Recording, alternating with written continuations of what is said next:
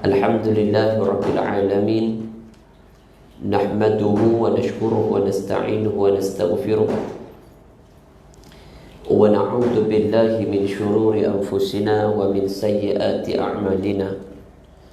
Ashhadu an la ilaha illallah wahdahu la sharika lah.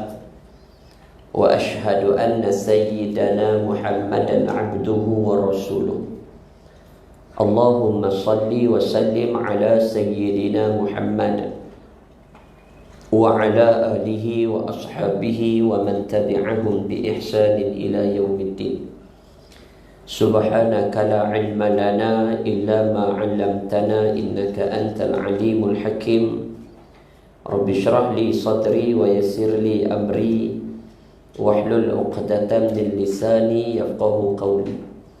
Allahumma aftah 'alaina futuhal 'arifin warzuqna fahman nabiyyin wa ilhamal malaikatil muqarrabin wa naza'na ma fi sudurihim min ghillin tajri min tahtihimul anhar wa qalu alhamdulillahi alladhi hadana li hadha wa ma kunna linahtadiya laula an hadana Allah.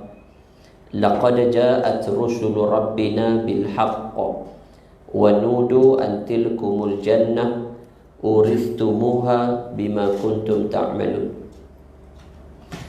Allahumma yassir wa la tu'assir, Rabbi tammim bil khair.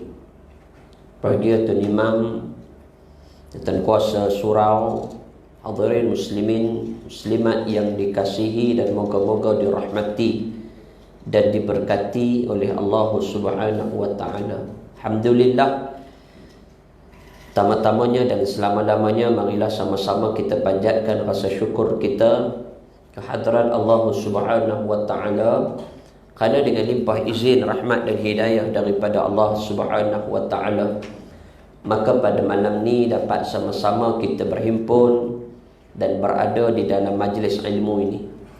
Mudah-mudahan Allah berikan kita ruang dan peluang ini sampailah kepada pengakhiran kehidupan kita.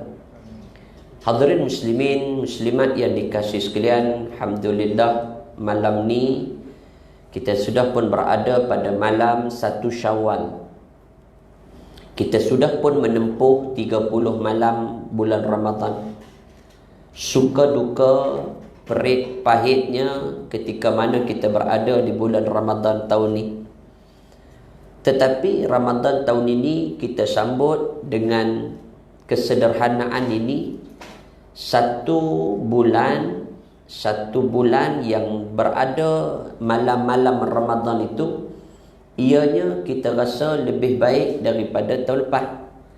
Tahun lepas ni kita duduk di rumah, kita sajalah yang dengan keluarga kita yang jadi imamnya, bilalnya. Tapi tahun ni alhamdulillah, sekurang-kurangnya kita boleh juga datang surau dan masjid. Kita boleh mengimarahkan ruang surau dan masjid kita. Ala kulli hal tuan-tuan, syukur pada Allah Subhanahu wa taala, malam ini juga malam 1 Syawal kita diuji dan diuji. Hari ini Islam yang kita anuti ini satu agama yang benar, agama wahyu yang disampaikan risalahnya melalui baginda Nabi sallallahu alaihi wasallam. Kita sebenarnya terus diuji. 2-3 hari lepas kita diuji dengan satu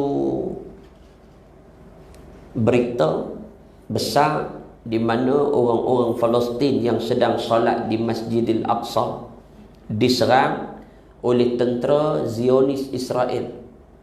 Dahsyat, ada berlaku kematian. Tetapi selepas itu 6 jam kemudian, setelah Masjidil Aqsa ditempur, ditembak ketika mana ribuan orang jemaah rakyat Palestin yang sedang bersolat. Waktu itu Al-Qassam, tentera daripada Hamas, memberikan satu amaran yang keras. 6 jam mesti tentera Zionis berundur daripada Al-Aqsa. Kalau tidak, kami memberikan sesuatu yang lebih dahsyat daripada apa yang mereka lakukan. 6 jam je. Tuan-tuan, kemudian Zionis Israel tidak berganjak. Selepas 6 jam, peluru berpandu daripada tentera Qassam Hamas membedil keseluruhan negara Yahudi itu, negara Israel itu yang haram ni, dan kemudian lumpuh Tel Aviv.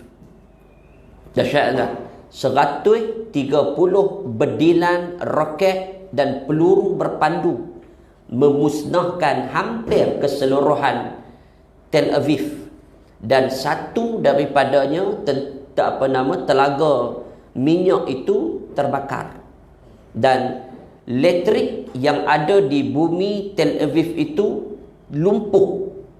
Tuan-tuan, bandar Tel Aviv ni tuan-tuan bisa sampai? Tak bisa pergi. Esok pergi. Tel Aviv ni dia negara yang di sebelah negara dia panggil Gaza, semenanjung Gaza. Dia dekat dengan laut. Gaza ni dia dekat dengan laut. Di sebelah ini negara haram yang disebut dengan nama Israel. Satu-satunya negara yang di dalam pasport Malaysia ni satu-satunya negara yang berani tulis pasport kita tu semua negara sah kecuali Israel. Satu-satunya negara di Malaysia ni, di dunia ni, Malaysia saja yang berani declare. Tuan-tuan, pasport hak tuan-tuan ada tu, hak tuan-tuan duk guna pakai, tuan-tuan boleh pergi seluruh negara, Amerika, UK, Ukraine, apa semua lah, kecuali Israel. Tuan-tuan, Malaysia ya. Tuan-tuan, di Tel Aviv ni dia duduk berhampiran dengan tebing Gaza. Gaza, bahasa kita, bahasa Arab dia panggil Gaza, tapi bahasa ejaan Rumi dia panggil Gaza, G-A-Z-A, Gaza. Tapi kalau sebutan dalam bahasa Arab dia panggil Gaza. Semenanjung Gaza itu tuan-tuan sudah pun dibina tembok, dan Masjidil Aqsa terletak berhampiran dan duduk dalam tebing Gaza tu. Di mana tebing Gaza ni ketika mana dia ditempur oleh tentera Yahudi tuan-tuan, yang Allah laknat ni bangsa Yahudi. Yahudi laknatullah, bukan Israel. Israel ini Bani Israel, satu keturunan daripada banyak keturunan-keturunan di Arab, dan salah satunya adalah Bani Israel. Yang Allah laknat bukan Bani Israel, yang Allah laknat adalah bangsa Yahudi. Tuan-tuan, sebab Bani Israel ini lahirnya daripada keturunan Bani Israel ini nabi-nabi dan rasul-rasul. Di antaranya Nabi Allah Yunus alaihi salam dilahirkan daripada keturunan salasilah Bani Israel. Nabi Nuh alaihi salam, Nabi Allah Ibrahim alaihi salam, semuanya dilahirkan daripada susur galur Bani Israel. Tetapi yang Allah laknat ialah bangsa yang disebut dengan bangsa Yahudi, laknatullah.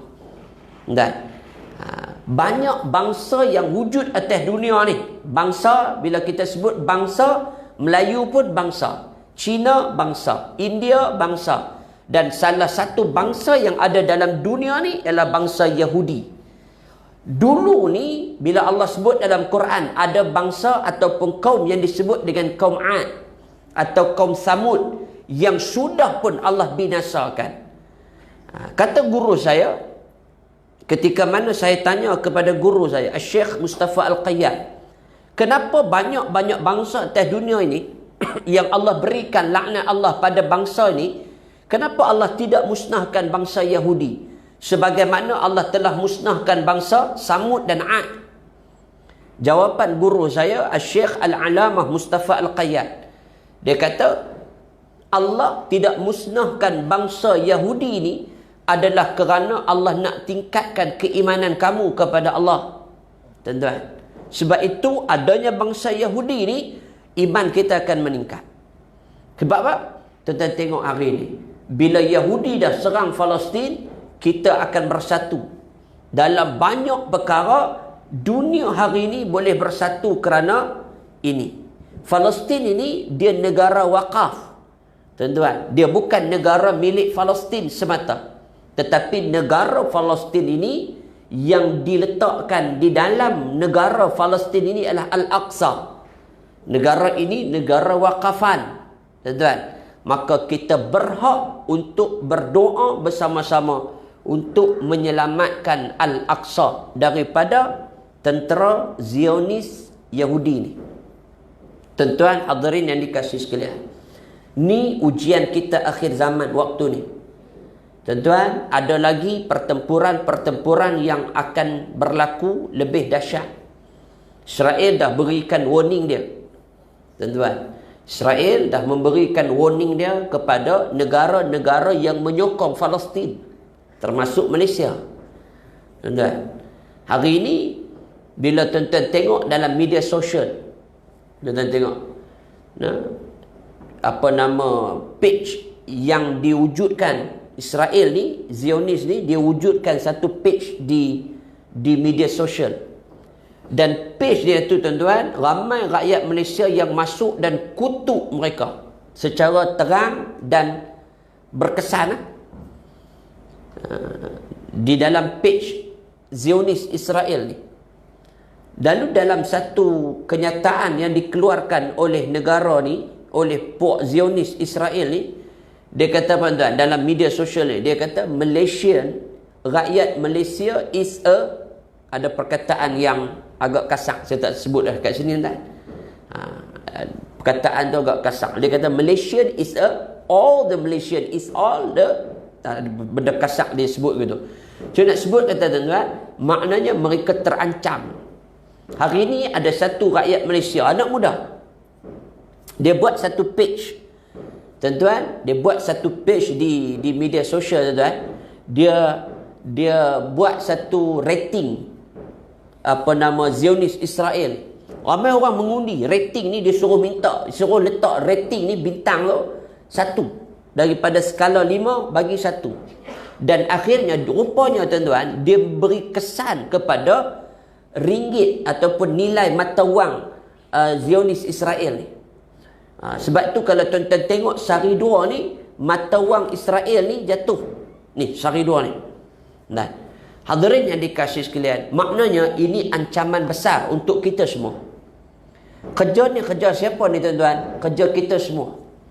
Tuan-tuan tengok hari ni kita juga diancam dengan sikap. Bukan takat kita diancam dengan apa nama cerita di Palestin sahaja, tetapi hari ini juga kita diberikan dengan ancaman sikap. Tuan-tuan, ancaman wabak yang besar yang mai kat kita, sikap. Dan sebab itu ramai di kalangan kita hari ini tuan-tuan, bila kita mai masjid, kita mai surau, kita mai tuan-tuan, Ramadan mengajar kita makna sebuah keberkatan.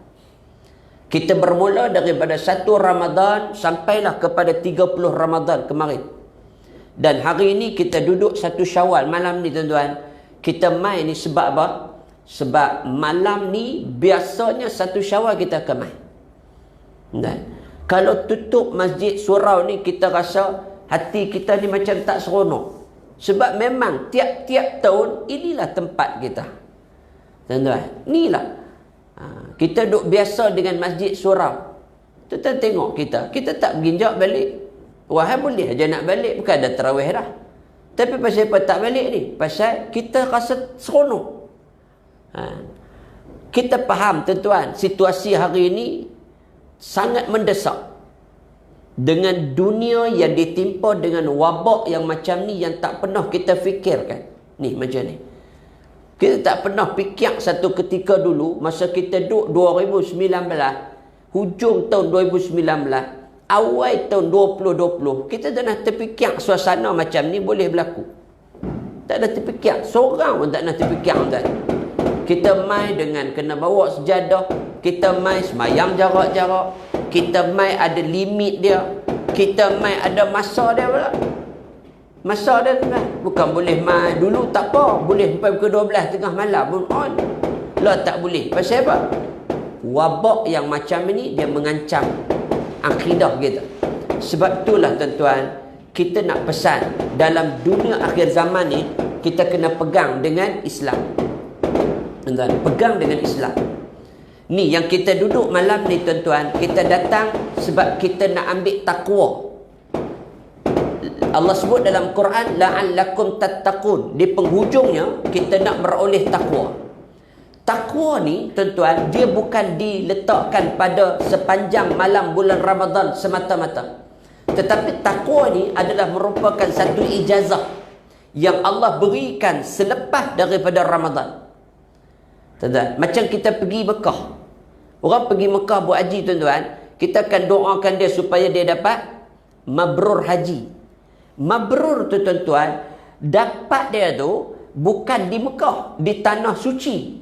Kita proses semua rukun-rukun haji, semua tu, dan akhirnya mabrur haji tu kita akan dapat setelah kita balik tanah ayak kita ni, kita balik mai Malaysia, apakah kita beramal dengan apa yang kita buat di tanah suci. Orang duduk di tanah suci, tuan-tuan, solatnya tepat waktunya. Kita duduk di tanah suci di Mekah, tuan-tuan, kita jaga lisan dan mulut kita. Duduk di tanah suci di Mekah, kita sangat jaga makan minum kita. Duduk di Mekah, tuan-tuan, kita bawa duit yang halal. Duit yang tidak bercampur dengan benda-benda syubhah. Yang ni dia panggil mabrur. Kita nak pergi Mekah, tuan-tuan, kita settle semua hutang kita dengan individu. Maknanya apa? Mabrur. Balik mai, apakah kita menjaga keseluruhan apa yang kita dah buat dah sebelum ni? Kalau kita duduk di Mekah, kita beramal, betul-betul buat, maknanya kita balik mai, kita buat dah. Takwa pun begitu. Kata Sayyidina Ali, takwa ni apabila kamu nak dapat dia, kamu nak tahu kamu dapat ke tidak takwa ni setelah kita melalui 11 bulan yang mendatang. Ramadan, tuan-tuan, ajak kita jaga salat. Ramadan ajak kita jaga perut. Ramadan ajak kita jaga lisan. Ramadan ajak kita jaga mata. Ramadan ajak kita jaga telinga. 11 bulan yang nak main ni, boleh tak kita jaga semua benda ni?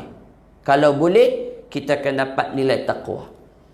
Tuan-tuan, sebab tu cabaran kita besar.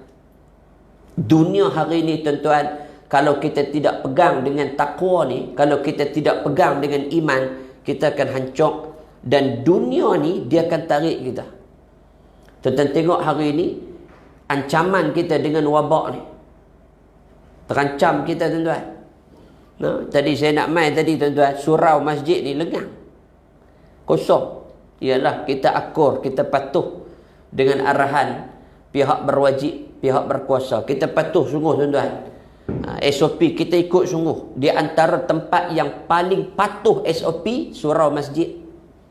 Tuan-tuan, paling patuh SOP. Tuan-tuan, kita mai, kita scan, kita tulis nama, kita duduk jarak, tak ada orang berimpit-rimpit, tak ada. Kita memang patuh sungguh.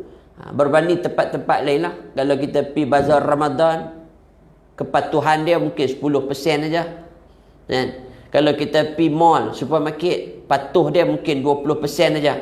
Tapi kalau kita mai masjid surau, patuh dia 98%. Hak dua tu biasalah. Manusia, tuan. Kan? Kita faham dunia macam ni. Sebab tu, apa pun yang paling pentingnya ialah bila kita rasa rindu kita dengan masjid. Nabi SAW sebut pada kita, tuan. Nabi kata apa? Nabi kata di antara umat Nabi yang akhirnya Allah berikan naungan Allah dekat padang mahsyar nanti. Siapa? Di antaranya ialah orang yang hatinya terpaut pada masjid. Wa rajulun qalbuhu mu'allaqun bil masajid. Masjid atau surau lah, tempat sujud. Jadi kalaulah tuan-tuan orang yang merindui surau dan masjid, tuan-tuan adalah orang yang Nabi sebut mendapat naungan Allah dekat padang mahsyar nanti. Tuan-tuan jangan bimbang. No? Baik. Hadirin yang dikasihi sekalian, kita nak sebutlah, saya nak sebut juga tuan-tuan berkaitan dengan solat sunat Aidilfitri. Bagaimana yang sahabat kita sebut tadi kan. Ada beberapa khilaf di kalangan para ulama. Bila kita habaq kata Aidilfitri, solat sunat Aidilfitri nak dilakukan 2-3 kali, dia dibenarkan. Tetapi mengikut pihak berwajib. Kalau di Kedah ni melalui Jabatan Agama, dia tak benarkan. Tetapi kalau di Penang, mereka membenarkan semayang sunat Aidilfitri 3 fasa. 3 fasa. Kalau tuan-tuan tengok perkeliling yang dikeluarkan oleh Jabatan Agama Islam Pulau Pinang, dia ada 3 fasa. Mereka benarkan untuk solat sunat Aidilfitri 3 kali, 3 peringkat. Esok ni 8.30. Saya tak ingatlah dia punya waktu dia, tapi dia ada delay setengah jam. Kita di Kedah, Jabatan Agama tidak mengeluarkan arahan itu. So kita tak boleh buat lah. Tapi kalau ikut syarak boleh tak? Jawabnya boleh. Baik. Apa implikasinya? Pertamanya, implikasinya pada zakat fitrah. Tuan-tuan, zakat fitrah ini, tempoh wajib bayar zakat fitrah adalah sebelum sunat hari raya Aidilfitri. Itu wajib. Jadi kalau tuan-tuan tak bayar lagi zakat fitrah, bermula tenggelam matahari 30 Ramadan sehingga sebelum solat sunat hari raya Aidilfitri, zakat fitrah hukumnya wajib. Tuan-tuan. Baik. Apabila berlakunya sembahyang sunat hari raya Aidilfitri ni 3 atau 4 kali, contohlah. Jadi kita nak mengambil kira solat yang di mana. Kita nak bayar zakat fitrah ni, nak ambil semayang hak pertama ke, semayang hak kedua ke, semayang hak ketiga ke. Tuan-tuan, mengikut pandangan jumhur ulama, zakat fitrah, ni zakat fitrah zakat fitrah yang nak dibayar, yang hukumnya wajib tadi ni, dia perlu dibayar pada fasa yang tuan-tuan nak pergi semayang tadi. Maka pada waktu ini boleh atau diharuskan membayar zakat fitrah sebelum waktu zuhur. Faham tak? Jadi kalaulah tuan-tuan berada pada fasa yang ketiga, boleh jadi tuan-tuan semayang pukul 11 contohnya. Jadi tuan-tuan boleh bayar zakat fitrah itu pukul 11, sebelum pukul 11 lah. Kalau tuan-tuan duduk pada fasa yang pertama, maka tuan-tuan kena bayar zakat fitrah pada sebelum pukul 8.30 tu lah, fasa pertama. Baik. Adapun pada bilangan solat sunat Aidilfitri, ni saya cerita walaupun kita tak buat. Tapi bila orang tanya nanti tuan-tuan boleh jawab. Baik, solat sunat Aidilfitri ni kalaulah dibuat beberapa fasa pun hanya ada sekali sahaja semayang sunat Aidilfitri ni pada tahun itu. Kalaulah imam dan khatib yang bertugas telah pun menjadi khatib dan imam pada semayang yang pertama, dia tidak boleh jadi lagi khatib pada salat yang kedua dan yang ketiga. Kalau dia nak jadi, dia nak buat juga, maka dia kena cari khatib dan imam yang lain untuk mengimamkan dan menjadi khatib di semayang Aidilfitri ni pada fasa kedua dan fasa ketiga. Boleh faham? Jadi kalau kita di Kedah, Jabatan Agama tak benarkan untuk kita salat sunat Aidilfitri sebanyak 2 atau 3 fasa. Jadi kita patuh dan kita akur. Tuan-tuan hadirin yang dikasihi sekalian, waktu kita salat ni, kita boleh buat semayang ni di rumah. Semayang di rumah, semayang sunat Aidilfitri, maka kita tidak digalakkan untuk berkhutbah. Semayang di rumah, kita semayang di rumah ni, kita tidak digalakkan untuk berkhutbah. Tapi dia kata, Ustaz, kalau nak buat boleh tak Ustaz? Kalau nak buat juga dibenarkan. Tapi kalau tak buat, dia tidak menjadi kesalahan. Habis Ustaz, semayang sah tak Ustaz? Semayang kita tetap sah. Ulang pada tuan-tuan lah. Kalau tuan-tuan ada kekuatan, tuan-tuan nak buat baca khutbah, tak apa. Tidak mengapa. Tidak menjadi kesalahan. Tapi kalau tak buat pun, tidak mengapa. Yang penting, solat Aidilfitri itu dilakukan secara berjemaah. Aidilfitri, solat sunatnya digalakkan untuk kita berjemaah. Jadi besok, kalau siapa yang tak ada kesempatan untuk datang surau dah ditutup, jadi tuan-tuan pergilah semayang di rumah bersama anak isteri ni. Dan tuan-tuan buatlah secara berjemaah. Dia kata, Ustaz, saya tak kerti nak baca apa. Tak payah baca apa. Fatihah sudah. Fatihah saja tuan-tuan. Dia kata, surah saya tak hafal. Tuan-tuan boleh surah apa? Saya kulhu ya Ustaz. Kulhu pun jadilah. Dia kata, Ustaz, saya kulhu ya boleh. Habis tu, saya kulhu ya. Kalau kulhu, rakaat pertama kulhu, rakaat kedua pun kulhu. Oh, boleh no, dia kata. Boleh Pak Long. Jangan bimbang. Salat sah. Tak baca apa pun sah. Yang penting Fatihah. Ustaz, tu hak takbir banyak tu bukan nak ingat Ustaz. Oi. Tak payah. Kalau payah sangat, tak payah takbir banyak. Cukup takbiratul ihram. Kemudian baca Fatihah, lepas tu baca surah, rakaat sujud lagu biasa, naik rakaat kedua, baca Fatihah, baca kulhu, lagu biasa. Loh, tu hak dia buat banyak takbir tu. Kalau nak buat.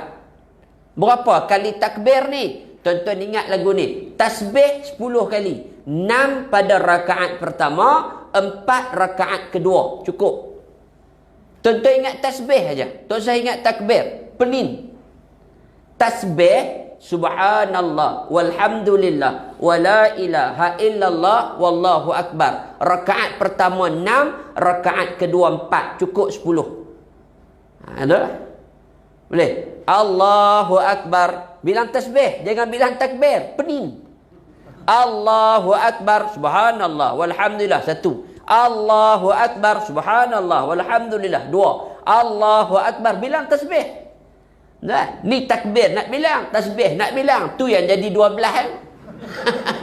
Penin kita. Jangan penin. Kalau nak buat di rumah, buatlah tuan-tuan. Nah, dia kata, oh lega Ustaz Abang lagu ni baru faham. Tuan-tuan, duk baca tak faham, nak baca faham. Go mana? Duk tengok WhatsApp. Nah, jadi baca ni saya cerita dah. Kalau esok main-main lewat, depa tutup pintu dah. Tak usah ketuk. Ni ketuk pintu, buka buka. Tak usah buka kan. Tuan-tuan balik, abang kat bini, jom kita balik sembahyang di rumah. Tuan-tuan, ingat tasbih rakaat pertama 6, rakaat kedua 4. 6 dengan 4. Dia tanya pula, Ustaz, kalau terlupa 5 dengan 5 boleh tak? Boleh tuan-tuan. Kut mana pun boleh. Tak ada batas sembahyang. Tak baca pun sah. Nak buat 5-5 boleh, 6-4 boleh, 3-7 boleh, 1-9 boleh, 2-8 boleh, 8-2 boleh, 10 pun boleh. Dia kata, tu dia Ustaz punya senang. Nama pun sunat. Tuan-tuan, baik. Kalau terlupa, dia kata, Ustaz, kalau lupa, qada. Semayang sunat Aidilfitri, kita digalakkan untuk qada. Tapi janganlah orang buat. Wallahu a'lam. Boleh kat tu? Cukuplah tuan-tuan. Kita nak semayang sunat hajat. Mudah-mudahan solat sunat hajat yang kita nak buat nanti ni, kita doakan mudah-mudahan kita terhindar daripada virus wabak COVID-19 ni. Nampak gaya-gaya kita ni tuan-tuan ni. Macam-macam versi hak kita dengar. Depa kata COVID ni muhung ya Ustaz. No. Pandai kita, jenuh kita. Muhung tak muhung pun tak tahulah tuan-tuan. Hak sakit ada. Jadi kita patuh pada ulul amri. Baik. Jadi kita minta Allah angkatlah wabak ni. Kita dah tak tahan dah tuan-tuan. Mayang kita, puasa kita, ni nak main raya, dia pun suruh duduk di rumah pula. Kita pun saya faham tuan-tuan. Hak main kadang WhatsApp saya ni, hak stres, sakit mental. Stres tuan-tuan. Duk biasa malam raya anak main rumah. Anak menantu pakak balik 3-4 biji kereta. 2 tahun dah tak ada. Kita duk seorang, bini mati. Tuan-tuan, dia macam mana tuan? Tu orang suruh nikah lain. Lawak kan? Kita pening tuan-tuan, stres. Siapa tak stres tuan-tuan? Orang hak mood raya tak ada, tak apa tuan-tuan. Yang penting jaga syariat. Raya tetap kena raya. Jangan kata raya tak ada. Raya ada tuan-tuan. Raya ada. Tapi bagaimana kita sambut raya tu, kitalah yang mencorakkannya. Raya tetap kena raya. Dia tak boleh puasa esok, tak boleh. Dia kata, tak apa, tak tahu raya tak ada ingat nak puasa, sambung esok. Tak boleh Pak Long. Sebab esok memang hari raya. Nak puasa boleh, tapi hari kedua Syawal. Start. Nah, esok tak boleh puasa Pak Long. Tak boleh, hukumnya haram, berdosa puasa besok. Walaupun kita ahli ibadah, tak boleh puasa. Jadi besok makanlah tuan-tuan. Besok adalah hari kemenangan bagi umat Islam. Jadi kita rayakan kemenangan ini dengan banyakkan bertakbir hari raya. Boleh? InsyaAllah. Jadi untuk yang keduanya, kita niatkan solat hajat kita ni untuk bumi Palestin lah. Keselamatan bumi Palestin, keselamatan bumi Malaysia, keselamatan Baldina, negara-negara Arab, negara-negara Islam yang lain. Iraqnya, Kashmirnya, Baghdad, Iraqnya, Irannya, negara-negara Islam yang lain lah, Arab Saudinya dan negara-negara yang lain, insya-Allah. Okey.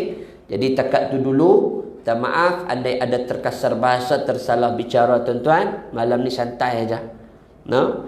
Insya-Allah. Jaga diri elok. Selamat hari raya Aidilfitri. Mudah-mudahan Ramadan yang kita dah tempuh sebulan tu, kita dapatlah nilai takwanya, insya-Allah. Dan insya-Allah sambut hari raya ni dengan penuh kesyukuran. Sebab syukurnya sebab kita berjaya melawan hawa nafsu sepanjang 30 hari kita berpuasa. Wallahu a'lam. Tuan-tuan, jaga diri, jaga lisan, jaga tutur bicara, jaga akhlak kita, jaga sikap dan sifat kita, jaga akidah kita di sisi Allah Subhanahu wa taala, insya-Allah. Makasih banyak. Aqulu qawli hadza wa astaghfirullahal azim li wa lakum. Wassalamu alaikum warahmatullahi wabarakatuh.